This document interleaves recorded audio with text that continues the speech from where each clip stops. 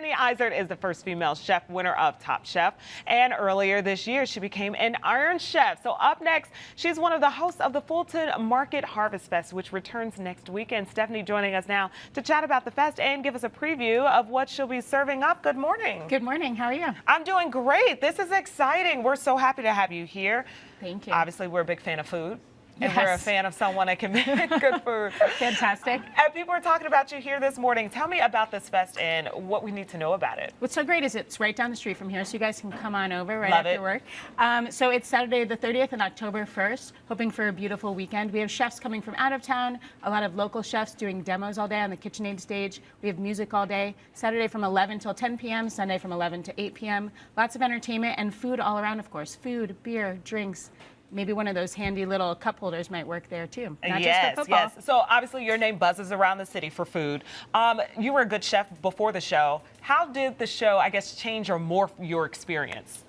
You know, every time that I do different competitions, I think it just gives me a little bit more drive to learn new things. And I'm a pretty competitive person, having done sports growing up. Yeah. So going on competitive cooking TV kind of lets me let that out.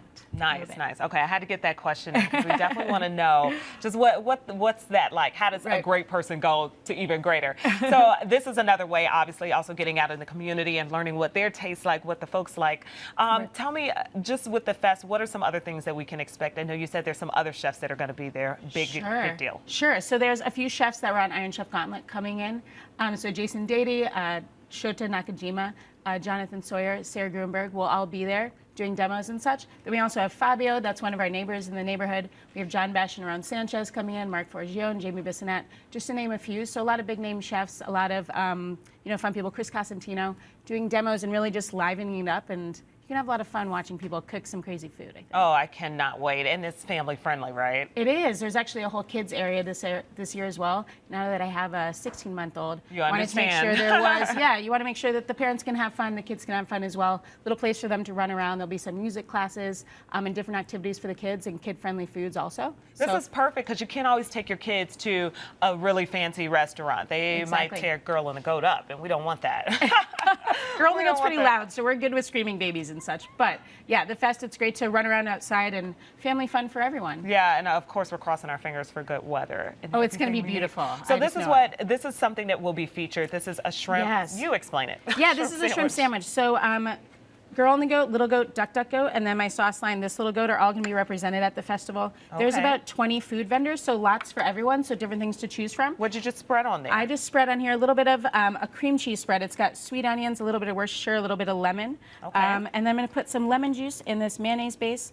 Some of this Little Goat went to Korea, which is basically just a spicy sauce with a little bit of tang to it. Okay. Stir is that it up. like a barbecue sauce? It can be used as barbecue sauce. It's like a cross between a barbecue and a hot sauce, I would say. Where can we get that? You can get it online at thislittlegoat.com or at Mariano's right down the street from here. Oh, there you go. There you go. So we're going to put these shrimp right on our sandwich. And then so we have like a rich, creamy shrimp that's got a little bit of spice to it. Yes. We really want to bring out that spice, so I'm going to put some spicy pickled peppers right on top. Oh, nice. And then now we've got the rich avocado and sort of rich mayonnaise, so we want to put a nice light slaw in there. And what really makes the sandwich great is this fresh made tortilla that's nice and crunchy.